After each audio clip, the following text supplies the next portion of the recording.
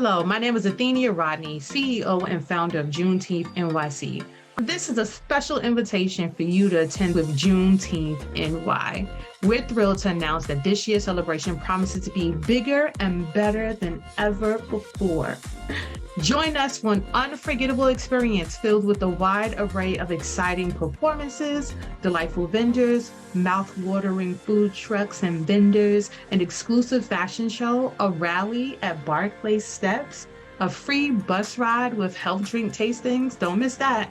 For those of you with little ones, don't worry, we've got you covered also. Juneteenth NY 2023 is the event for all ages. We'll be featuring a dedicated kids zone so that your young ones can join in on the fun. So why wait? Grab your free tickets. Yes, free. It doesn't cost anything, but we do need you to register so that we can prepare for the amount of people that will be in attendance on the weekend. So we look forward for you to go to our website at www.juneteenthny.com, or you can go to our Instagram at JuneteenthNY, like us, follow us, engage with our page. We love to see you participating. It warms my heart. Trust me, it does. And then go to our link tree and you'll get a direct link to register. This will be a monumental occasion. We can't wait to see you there. Thank you and have a good one.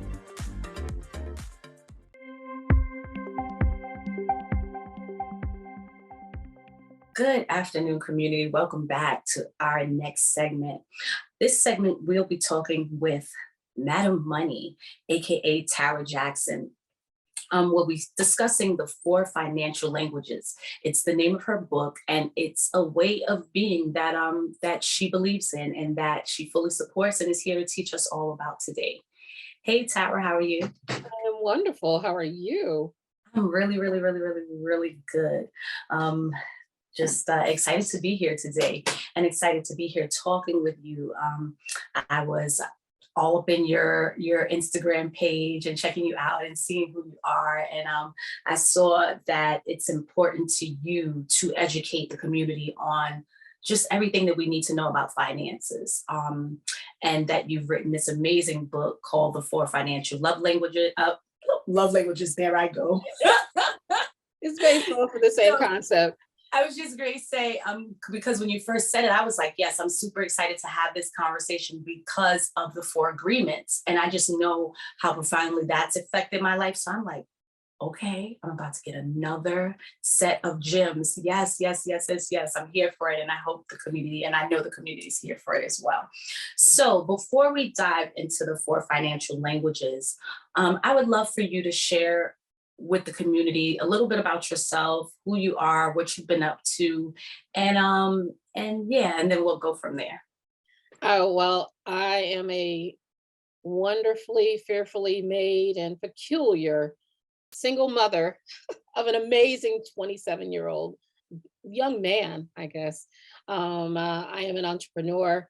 I'm a former banking executive. I ran a financial institution for a few years, been executive branch of financial institutions, credit unions specifically, throughout my career. And one of the things that I have done is experience major money mistakes. And so my passion has always been to provide the information in a way that it's fun and impactful so that those that have made those mistakes know that there's a resurrection after or life after, or if they can avoid the major money mistakes I've made doing that and just doing it in a way that can make you laugh, that can make you think and make you move a little bit towards your financial goals. Wow, I absolutely, absolutely love that. I'm thinking that most of the people that I've ever known that consider themselves to be one of those words for me, peculiar, they are very fun typically. So it would kind of make sense that those 2 words would end up being in the same paragraph used by you. So financial fornication, that's your first book, baby. Can you share a little bit about that before we dive into where we are now? Yeah, that was the first introduction to me talking about money. What I realized is that people, I had a lot of clients that were celebrities. A lot of the housewives at the time, a few of them were my clients. And so when I decided to watch the housewives, because I don't watch reality TV, right? I realized that on these reality TV shows, they were okay with talking about relationships, who they slept with, who they wanted to sleep with, and all of that stuff. But nobody wanted to talk about their crappy credit. Nobody wanted to talk about the fact that they didn't really have any savings, that the houses weren't really theirs. You know, that they didn't want to really talk about the real stuff financially. And then what really hit me was when Hardee's did a sexy campaign, right? So Hardee's did a sexy campaign with they're selling a burger, but they used half naked women with bathing suits on top of cars, pouring water all over them just to bite into a burger to sell a burger. Now they were banned after a while. The sexy campaign was banned, but that made me realize that if sex can sell a cheeseburger, it can probably sell financial literacy, right? So people like to talk about relationships. So I figured I would talk about financial relationships, how we're financially promiscuous with credit cards, sometimes multiple credit cards. Don't judge us, you know? And then we end up with financial STDs, substantially tremendous debt, you know, and then babies hurt. So I figured if I'm dealing with them, somebody else is dealing with them. So I teach people the cures of those financial diseases and teach you how to date your bank. It's just like dating a man or a woman. There's 5 phases to it. And if you skip some of those phases, you'll get in a financially abusive relationship and you might get your assets kicked. I said asset.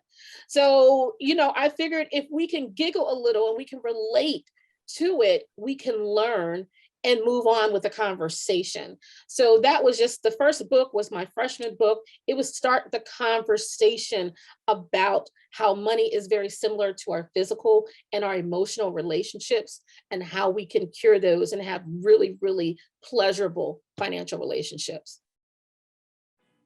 Wow. And I guess that's why Wow. I'm out of money. Listen, that is divine.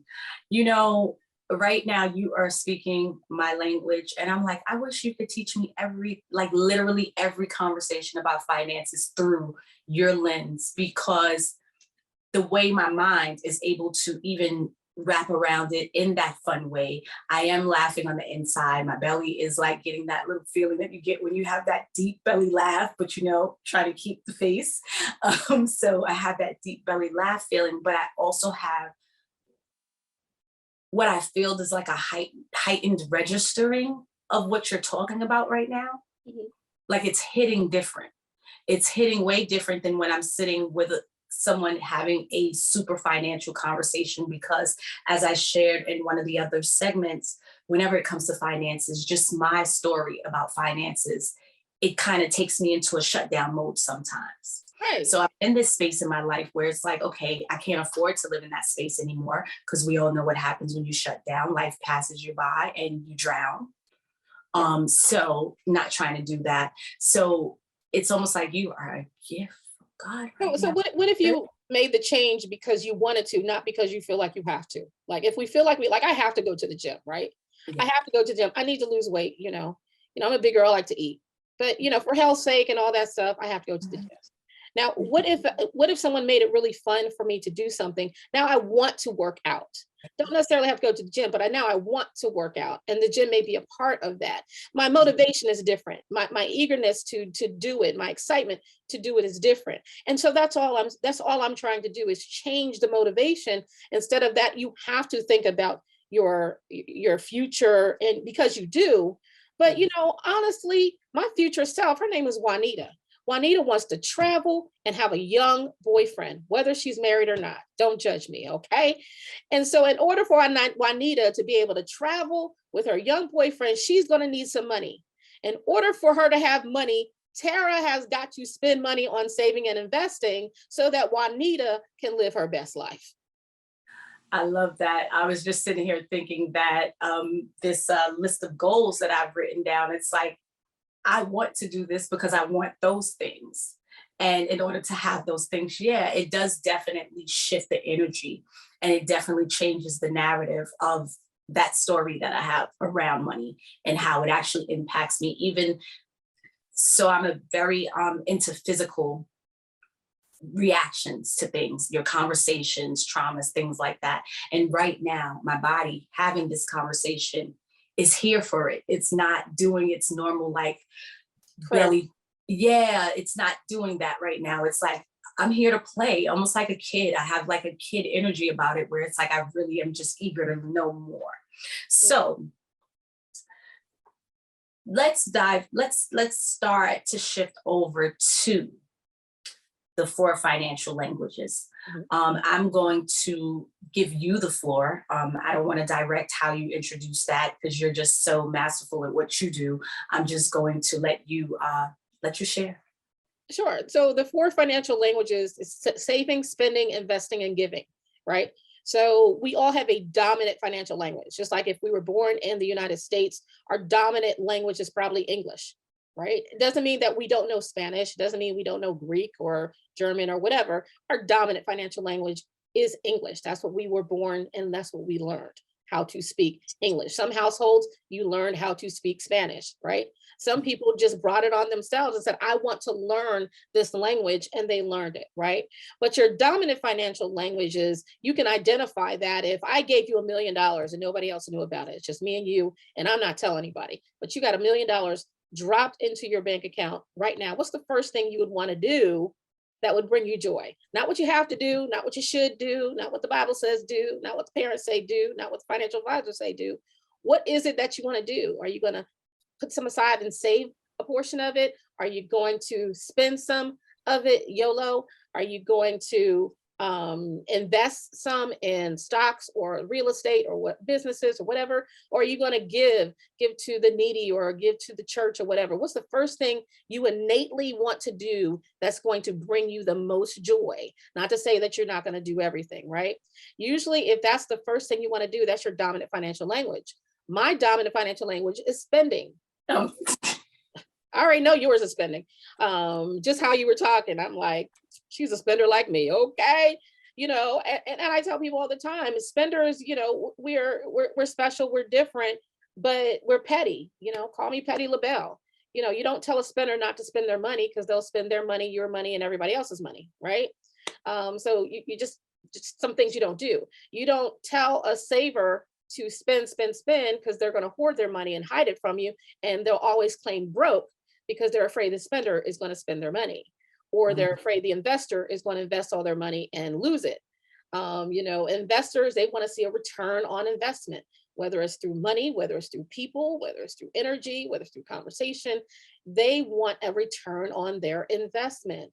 And givers, they are philanthropists. They want to give. How can I help? They are resources. The first thing they'll do is they'll give to someone. They'll give to a family member. They'll give to their family. They'll give, but they forget sometimes that they have to put their financial oxygen mask on first.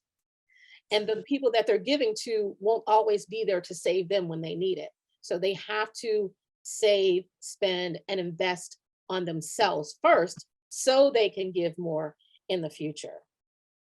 Ooh, that's powerful. I'll definitely be purchasing both of these books. So, question for you. I kind of want to move through the different pieces.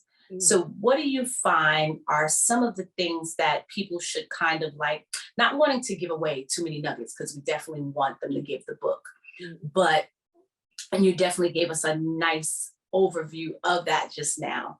But what do you find, actually, instead of going that way, what do you find some of the biggest challenges are within the community for people to shift their language? Well, the biggest challenge is that they don't know their language, right? And that they're trying to figure out a language that they are not, that they don't know, and they're asking the wrong people, right? They asking Nene and them, or they asking Mama, or they asking, don't be mad, I have a cousin named Nene. Okay. So shout out to Nene. But Nene didn't go to school for finances, right? And so they're afraid to speak with the professionals because they feel like they don't have enough money. Okay. Or they feel like they're going to be judged. Most spenders won't speak with a financial advisor because they feel like they're going to be judged because they're spenders. And what I have to make people realize is that a saver is not better than a spender or an investor or a giver. We're all the same, right? The only thing that makes it bad is excess, because you can over save and hoard all your money and not enjoy life, not invest for the future, and not give back, because the law of prosperity is you must give in order to receive, right? You can overspend and spend all your money. You can overinvest and lose all your money, and you can overgive and give all your money away. So it's about excess. So I can't judge you if you are a saver or an investor. What I need to do is understand what your language is, what your triggers are, and learn how to speak in your language, right? So that serves two purposes. One purpose is now we can have a better conversation because I understand what you're saying and I can communicate with you. Two, I'm learning another language so that new language will serve me when I need it to serve me. Okay, so let me give you an example. A spender and an investor. In order for me to get an investor to spend money, I have to understand investor language. I need to understand their triggers. Their triggers are return on investment. They need a lot of information. They ask a lot of questions. Do not ignore them. And they're active learners. So if they want to figure something out, they will do that. They're brilliant with that, right? I need to understand that and be able to have answers for my investor. I need to tell them what the return on investment is. If we want to purchase this thing, this is what the return on investment is going to be, and all of that. Once I understand it, but me personally, now when I need to think about Juanita, I understand a little bit of the language of investing. So now I can have a conversation about investing because I've learned a new language. So think of it this way: someone speaking Spanish, another person speaking Greek. They may say, I love you, but they're saying in two different languages, there's a miscommunication. So one of them or both of them are gonna have to learn how to speak in each other's language so that they can have a fruitful, communicative relationship. It's the same thing with money. I love that.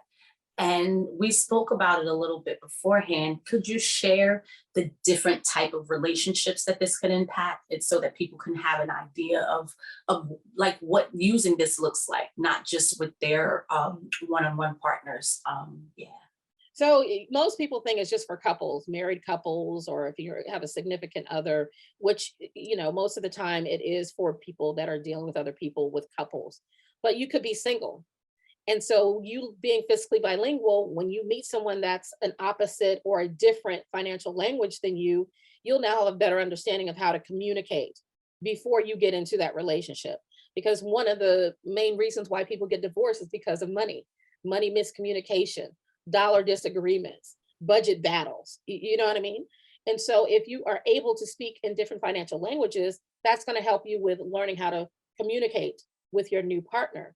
It could be a parent and a child relationship, teaching that child about money and then understanding what their financial language is so that you can communicate to them or teach them multiple languages, right? It could be a business partner relationship. One of the hardest business partner relationships is one person's a spender, one person's a saver, or one person's a saver and one person's an investor. And so those conversations can get very, very heightened, if you will, if you do not know how to communicate with each other. And that causes a lot of conflict. That's why partnerships dissolve, because they're not agreeing about the money with that. So it's not just about married couples or people with significant others. It could be single people, parents, friends, roommates, anyone that you're going to deal with money with or communicate about money with. It's always good to understand different financial languages. And I call that being fiscally bilingual.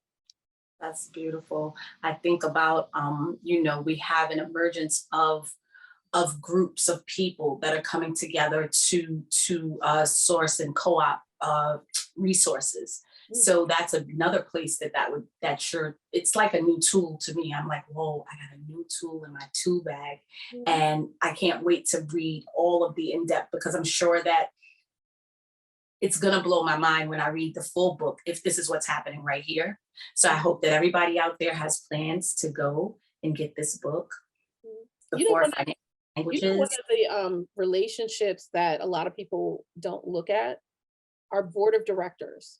If you sit on a board, you have 9, 10, 12, well, usually have an odd number, but you have 9, 13 or whatever. You have board members, other people that think about money, communicate about money differently. and you all need to make a solid decision about a budget to be able to support a nonprofit or to support a business or whatever, right? And so that may be a lot of over people's head, but there's a lot of people that are sitting on board of directors and they're arguing about the budget. Church, when you're sitting on church boards, the trustees think one way, the deacons think one way, everybody thinks one way, and everybody needs money to fulfill everything. And so this is a valuable tool when you can identify people's financial language and then learn how to communicate to them in their financial language. I love that. This is just like such an invaluable conversation, and I'm so grateful that you came to bring this to us today. I'm just thinking, what is coming up for me? There's a question that's like bubbling right in my mind, and I think it really relates to just our folks in Juneteenth and the impacts that money and our lack of knowledge of money have had on us. So you spoke about supporting housewives and folks like that. And I know that we're spenders, but what are some of the other things that have people fall into pitfalls financially that like people don't consider and maybe blind to that we walk into often? One of the things that comes up for me is just you're online. We're online all the time and all these things come across. Like, what are some of the ways that you tell people to help control spending or over-investing, under-investing? What would you advise for folks that don't have a sense of direction there? Well, the more information you have, the more better decisions you can make. You can make, not saying you will make them, okay? Just because you know better doesn't mean you're going to do better. It means that you now have the tools to make better decisions so that you can do better. Because I know better. I know what to do to lose this weight. I know better. Am I mentally ready to do better? That's a whole different conversation, right? That's why I talked about the motivation. I have to do better because of my health. I don't want to go to the gym, but heck, if I want to stay alive, I guess my butt needs to go to the gym or do something, right? If Juanita wants to be able to keep up with if the young Juanita wants to boyfriend, catch up and be ready, I'm just saying, you know what I mean? So, unless it's fun, like Juanita, this is what I want to do at 50. I want to look like Angela Bassett when she was Tina Turner. So I'm going to need to do what I need to do to at least halfway get there, right? So it's a part of the motivation. And a lot of people, they think ignorance is bliss. Ignorance is not bliss. It's expensive as hell. The less you know, the more expensive everything costs. The less you know, the lower your credit score is, the more everything costs. From utilities, credit, everything costs more with a lower credit score. And if you don't understand how a credit score is made up, how to fix it, how to create it, how to manage it, then you're always going to be bound by what people say that how much you have to pay, instead of you walking in and determining what you want, right? I call it the Idris Elba versus Biggie Smalls effect. Okay, don't judge. Okay, I love me some Biggie though, but I'm just saying, before Biggie Smalls had money, let's go there. Before Biggie had money, I'm following. Okay? When he got some money, he looked really, really good. But I'm just saying, before Biggie got money, a lot of people's credit score kind of looked like that. When he walks up in the club, there's not a lot of females checking for him. Let's be real, right? Idris Elba, whether he has money or not, we checking. I'm checking. Let me not generalize it. I'm checking. I think most of us are checking. I'm checking, okay? And so financial institutions are the same way, superficial. Your credit score, how sexy is your credit score, will determine if they're going to give you what they can give you and you get what you get, or they throw everything at you and you can choose what you want. You want to be able to choose what you want, right? And the United States, having a good credit score will allow you to have opportunities to get OPM, other people's money, to be able to finance certain things. You need to understand the difference between credit and debt, right? Credit helps to leverage and get you the things you want. Debt is the credit you can't pay, or that is a burden you can't pay. And when credit turns into debt, that's when it becomes bad credit. People say, what's good credit and bad credit? Good credit is the credit you can afford to pay. I love your realness. Let's work it out. You know what I'm saying? They're like, oh, houses are good credit. Not if you can't afford the mortgage. Mm, Not if mm. you foreclose. The tax, all that good stuff that comes with it. You know what I'm saying? So understanding the realness of the information that you get, understand what a real asset is. An asset, my home is not an asset until I can make money off of that. I make money off assets. I used to tell my son this when he was 2. Assets put money in your pocket, liabilities take money out your pocket. And we had to determine, when he was 5, what is an asset, what is a liability. And you do that with friends and family members and jobs. Once you understand the object of that game, that assets put something within you and liabilities take stuff out of from you, then that's going to help you to understand the whole line of dealing with money.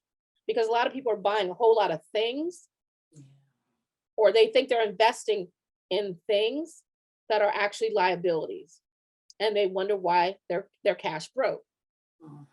So I think a lot of the challenges with us is not that we're stupid, we're smart, we're resilient.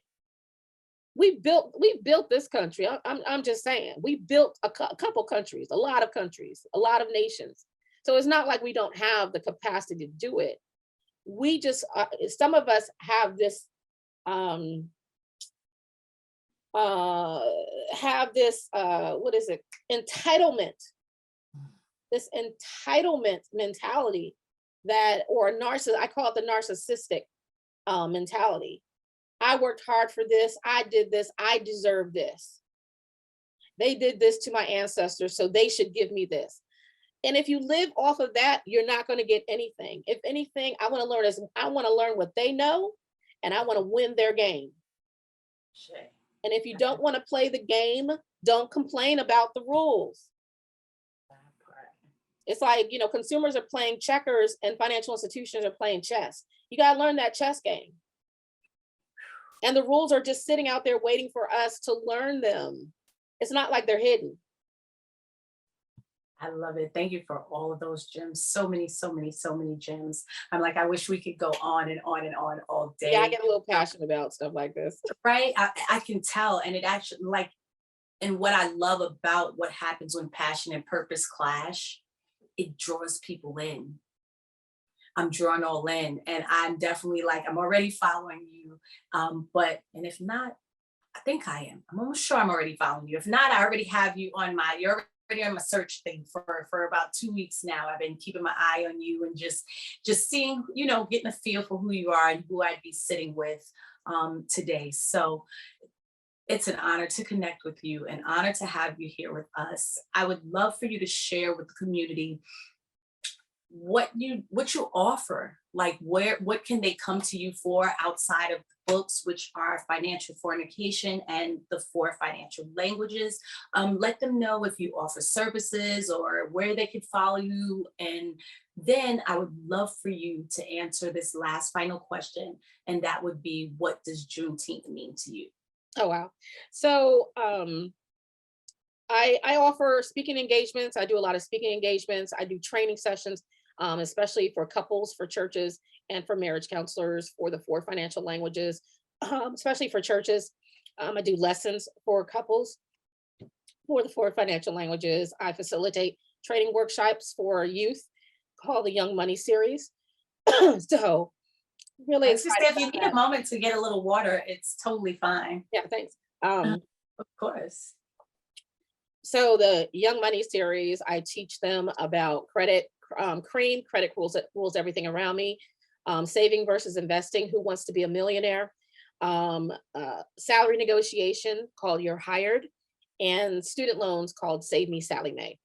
And so each of those has a game that's tied to the lesson. So I love facilitating that, but I'm a facilitator and an international public speaker, if you will. You can go to my website at madammoney.com to learn more about me, MADAMMONEY.com, or follow me on all social media, Ms. Madam Money, MSMADAMMONEY. Love to love on y'all. So what does Juneteenth mean to me? Juneteenth means a celebration of dignity, honor, power, that despite what we've been through, we continue to be resilient.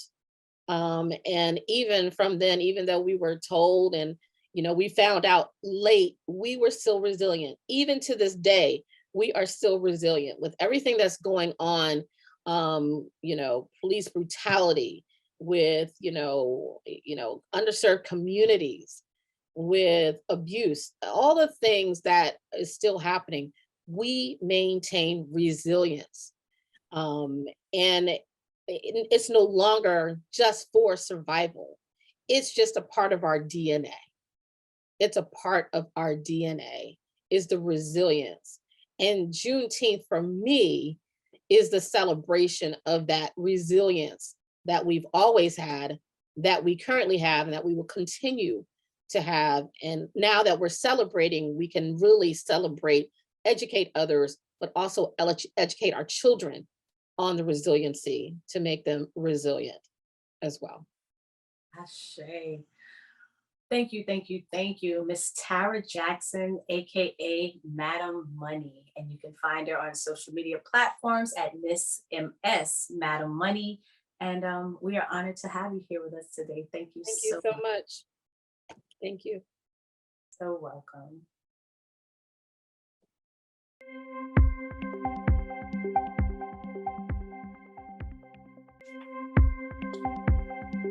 All right, community. I hope that you guys are really enjoying today's programming. Up next, we have a gentleman named Reverend Brandon Smith. Reverend Brandon Smith has been engaged with spiritual, religious, and metaphysics for the last 8 years. Today, he's here to talk to us and kind of give us an idea of how numerology and Juneteenth mesh together, and give us an opportunity to see, if you're not into numerology, an opportunity to see what it's all about and to ask questions. And if you have any questions, just drop them in the chat and someone will get back to you as soon as possible. Sit back, relax, and enjoy the segment. Thanks. Good evening, everyone. My name is Reverend Brandon Smith, and I am an astronumerologist. I'm the founder and CEO of Be Well Energy Wellness. And Be Well Energy Wellness is a holistic wellness practice where we combine the sciences of astrology, numerology. We look at aromatherapy, energy healing, particularly the modality known as pranic healing. And then we also use a few other methods. And particularly tonight's discussion will be around numerology and how we can utilize that really in a number of areas of our lives. Some of us may have some idea about numerology as it relates to like our destiny numbers. Everyone knows about the master number 11 and all that kind of stuff. But tonight we'll go, just a little bit deeper into it. And then we'll also look at from the Juneteenth holiday, June 19th, what that could look like, or at least an interpretation of that from a metaphysical perspective in terms of where we are today and how we can, utilize the energies of this number. So I'm going to go ahead and share my screen here. And we will present. And so our conversation tonight is going to go is entitled From Numbers to Numbers. And we're looking at the power of numbers using numerology. And so really quickly, a definition of what numerology is that numerology is essentially the study of numbers or the meaning behind the numbers. This particular method is considered to be a science, an ancient African science that has its roots going back to the schools of Alexandria and Egypt, and also in Babylonian culture. And so they consider them to be a science along with like astrology, palmistry, and a few others because of three particular characteristics. Number one is that they're reliable, they're accurate, and repeatable. So if I take a particular, say, and we'll get more into this later, say a particular person's birthday, or if I have 10 people's birthday, I can apply the same approach or the same calculation, and it's going to give me some type of response. And then what numerology does, say, for example, my birthday is October the 20th. So I would take 10, 20 in the year that I'm born, 1988, and then that gives me a particular number I'll add it up, and I'm getting a little bit ahead of myself, but just so you have an idea of the repeatable or the repetitiveness of numerology, from that number, it gives me a particular number which called the life path or the destiny number. And what in numerology, what this represents is what the soul comes to do and things like that. So there are a number of different approaches that we can use, from the name, from the birthday, that's going to reveal to us a number of different things. And some of those things that can reveal to us could be what's the soul's purpose for coming into this particular lifetime. Some people have different belief systems as it relates to incarnation and reincarnation. I don't necessarily want to get into that argument, but we all come into this particular lifetime with a purpose. And so what numerology as a science, when we look at the month, the day, and the year that we're born, this tells us what is our soul's purpose? What are the lessons that we've come into this particular lifetime to learn? And then also, what are the things that we've come to learn not to do? So I believe it was Shakespeare who says, to be or not to be is the question. And that is symbolic, where it talks about what is our soul's purpose. Because we all come to learn particular lessons of things to do and also of things not to do.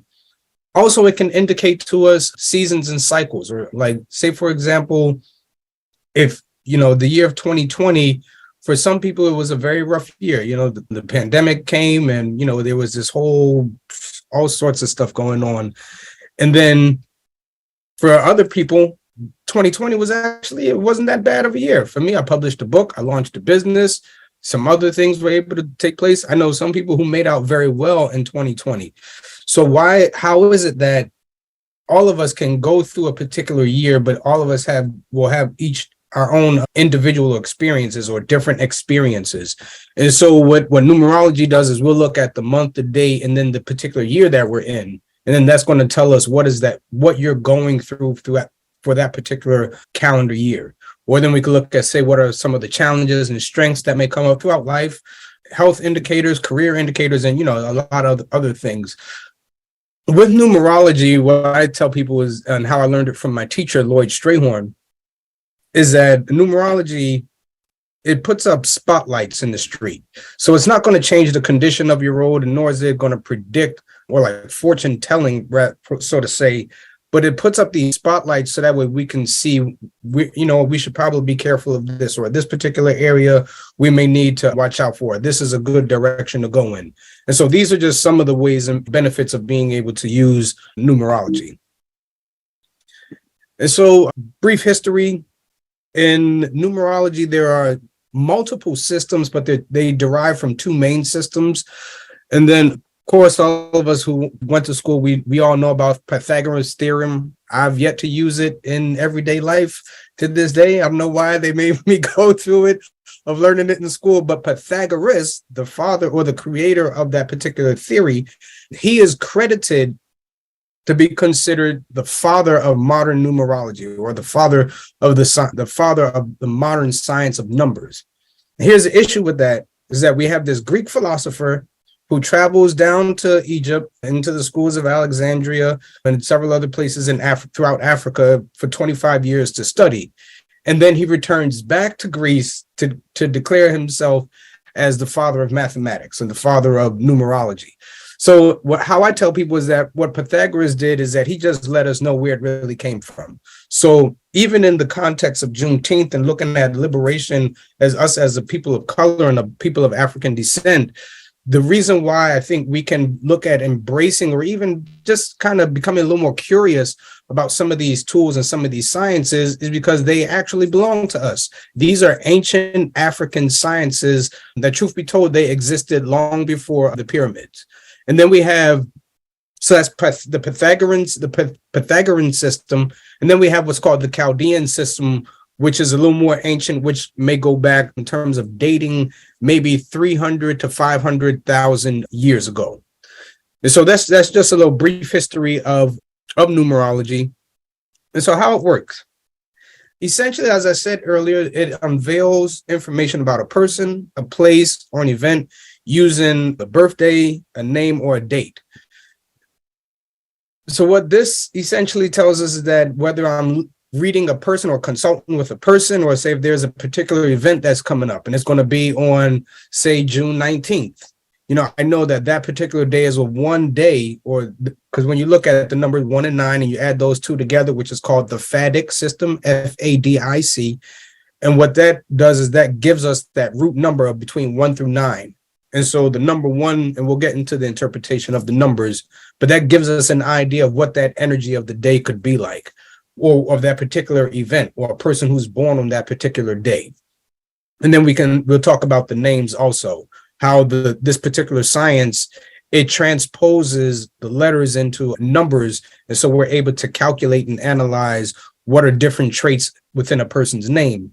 And within the name, you have your last name and the first name, and they both reveal just different traits about it. So really how it all works, I know it sounds deep and it sounds like it could be complicated, like, oh my God, what is all of this stuff? It really works off of simple mathematics. Addition, I would say that 90% of the calculations in numerology is simple addition. Now, there are some books that you may read where they go into, multiplication and stuff. That's more modern stuff that's come along later. But when we look at like the core of numerology, simple addition, and the numbers that you work from literally go from 1 to 9. And I think a good bit of us, we've got the ability to figure out 1, 2, 3, 4, 5, 6, 7, 8, 9. Or if not, we can have someone, hey, what comes after 5? All right, what comes after 6? All right, and there's nothing that comes after 9. After 9, you have 10. And remember, I said, if you have a compound digit, you add those two together. So after 9, we have 10, 1 plus 0 is 1. So it technically starts back over again. So this goes into really deeper lessons about cycles and how everything has a beginning, a middle, and an end. So for all of our conclusions, whether we're analyzing your name, your birthday, we're just going to use simple mathematics, and we'll give you some examples really shortly. So I talked a little bit about the life path, what the soul comes into this particular lifetime to do. In some books, you may discover it, or even online, as the destiny number or your life path number. I'm trying to see if there are any other names. Those are the two most common: the destiny soul number, and the soul path number. So essentially what this represents the school or the grade of life that we're in. So if we're in, say, the first grade, and we'll get into the interpretation of numbers, what it tells me is that the soul is coming to this lifetime to be original, to be creative, to be independent, to stand up for itself in some way, different types of things. And remember, I told you we use simple addition. So if I were to take your birthday, my birthday in particular, 10/20/88, and I'll show you that on our upcoming screens, is we'll show how the simple addition we're able to do. Okay, this is what your soul is here to do. Now, with numerology and any other thing, you do not have to take this at face. I mean, as gold and as gospel. For me, this is just another path of being able to understand yourself, being able to understand others. The work that I do, I consult a lot of parents who have children who may say, how can I work better with my child? Okay, so we'll look at the child's name and birthday and what their soul is supposed to be doing. And that way we can figure out how to work best with them and different things like that. The soul or the life path number, it can indicate persons that we may attract throughout our life or who may play important roles in our life. It can indicate particular surroundings or events or places that a particular individual may encounter. And so here's just a real quick breakdown. And this is, of course, not all of the meanings, but just in terms of being able to have a basic understanding, some of the meanings of the numbers. We have the number 1, which means and if you want to screenshot this, absolutely feel free. The number 1, which essentially at its core means being original, being creative, represents leadership, being inventive, or having a sense of like independence, or even like independent thinking, or the desire to be number 1 or to be first. Number 2 deals with partnership, harmony, balance, diplomacy, working well with others, and tactfulness and things like that. The number 3 is creativity, popularity, artistic, expressive in nature. And the number 4 likes to be unique, different. The number 4 also rules organization, structure, the foundation, also using logic and reason and thinking. The number 5 is adaptable, curious, versatile. This is a number that's about fun, that's about freedom, that's about traveling. So let's say if a person who's born on the 5th, the 14th, or the 23rd of any month, I may suggest that this person likes their freedom, or they may like to travel, or they may like to have a little bit more fun. The number 6 deals with duties, responsibilities, the family. Also, all things that are beautiful, whether it's people, places, events, things, words, music, poetry, art, real estate, property, all these different things that are within the number 6. The number 7 is a number of sophistication, the number that's very analytical, very very knowledgeable, very intuitive. Also, the number 7 are persons who may be born on the 7th, the 16th, or 25th. They may be a little more quiet, or may tend to be to themselves more than being around others. The number 8 deals with status, recognition, achievement. This is also what we call the pregnancy number. My teacher, he's pretty funny when he teaches it. He says women can't spell pregnancy like men can't spell commitment. So what pregnancy means in this concept is not always a literal pregnancy, but sometimes it could be given birth to an idea, or given birth to a concept, or a vision, or a dream, or something along those lines. And so men also go through pregnancy cycles where they may give birth to ideas or concepts or businesses and different things of that nature, or they may have children, or there may be people around them who may say, hey, I'm having a child, or you're going to be an uncle or auntie, whatever the case may be. The 8 is also connected to the ancestors. So this is a number that is usually connected to the past, whether it's past events, people, places. And when I say ancestors, doesn't always necessarily mean those who have gone on before us, but this could be like the grounds or the houses or the land that they lived on. And, there could be some sort of connection in that regard. And then the number 9, there are a few others that we call the master numbers, but just for basic simplicity's sake, we'll just go from the numbers 1 through 9. The 9 deals with endings, completions, dreams fulfilled, also humanitarian service, or being able to see like the broader pictures, the art, and different things like that. So these are just some basic meanings of the numbers. Of course, when you start looking at, what does it mean to be a number 1? It means that your birth date is on a number that adds up, say, to the number 1. So that could be regardless of what month it is. It could be January 1st, February 19th. It could be March the 10th. It could be August the 28th. All of those numbers, just the number adds up to the number 1. So that would be how you could identify what number am I in terms of personality. And we get astrology as a whole nother conversation that, we could talk about later.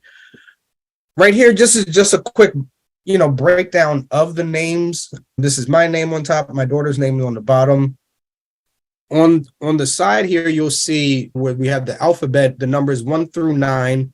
Again, that's why we work with in numerology, those 2 particular numbers, the numbers 1 through 9. And then we just write out the alphabet so that each letter is under a corresponding number. And so when I come over here to where my names are, I'll take each letter so the B is the second letter of the alphabet. I'll put the 2. R is under the 9. So that's the 18th letter of the alphabet, boom, and so on and so forth. So when you're breaking down the name, you'll then don't be confused. I just put the vowels on top so I can do a different calculation. You can do it all underneath. It doesn't necessarily have to be this particular way, but essentially you want to transpose each letter to a number. And then once you do that, you'll add all of those across. It gives me a 5 or 32, and 3 plus 2 is 5. My last name is 24, 2 plus 4 is 6. And then what I do is this is more my family information, the last name. So this tells me what I've likely inherited from my family and things like that. Whereas my first name tells me what makes me different from the rest of my family. What makes me unique, or whatever the case is. And then when I add these 2 together, my first and last name together, I get what we call the expression. So usually in numerology, I would be considered a master number 11. Usually when you have the 11, you don't simplify it to the 2, but that's a whole nother conversation. So that's essentially how you break down the names. Now with my daughter, if you look, she has 2 R's and 1 I. That's the number 9. The number 9, and this is just something to be cautious of when we're naming children. There's certain vibrations that carry different energies. And the number 9 rules the planet Mars, which is the planet of war. And so sometimes my daughter, she could be a little hot-headed. She can give me the business with her eyes and with her attitude, with her tone, and they'll raise her volume above maybe like a 4 or 5, but she can just test me and she'll go there with me, especially, and her mom and my sister and everybody else. So sometimes you want to be cautious of what are the numbers that are within the name. So these are another ways in which we can utilize these sciences so we can ensure our children and the generations going forward have, good vibrations to their name. And if you're interested in getting in contact with me to learn more about numerology, you can visit my website, www.b-wellenergywellness.com. You can email me at brandon@b-wellenergywellness.com. My contact number, 866-649-6211. You can text or call at that number or follow me on Instagram at b.well.energy.wellness. And this essentially is just a little bit of my journey since 2016, starting in basic pranic healing, learning numerology, and going through a number of other healing programs and certification. And so I hope this presentation was insightful and, fascinating in some kind of way, or maybe it may have sparked some sort of curiosity. And so definitely would encourage you to reach out to me so we can learn how to demystify some of these sciences, especially that may have some stigmas as it relates to from like religion and, all those different aspects. And of course, I told y'all I'm a reverend, I've been ordained. And so a lot of people say, how can you be a reverend and you do this energy healing? I got a zodiac chart sitting right here on my wall. For me, there is no separation between the two. And so let's look at how we can demystify these sciences so we can really use them to help us to, be in the best position for our lives. So thank you very much for your time this evening. I appreciate you. Thank you.